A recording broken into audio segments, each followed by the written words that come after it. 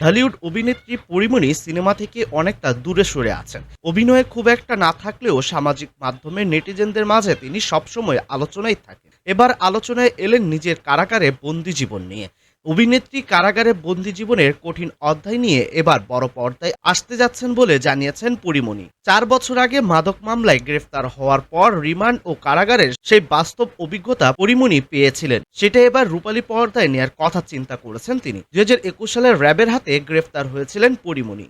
সেই দিন তার বাসায় প্রায় 4 ঘন্টা অভিযান চালিয়ে বিভিন্ন আলামত জব্দ করে সংস্থাটি। পরে মাদকদ্রব্য নিয়ন্ত্রণ আইনে মামলা হয় তার বিরুদ্ধে।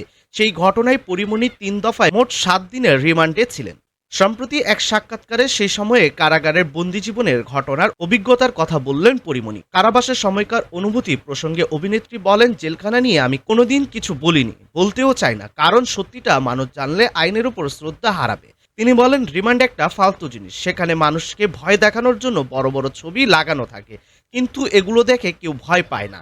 আমি বলেছিলাম এগুলো বদলানো উচিত।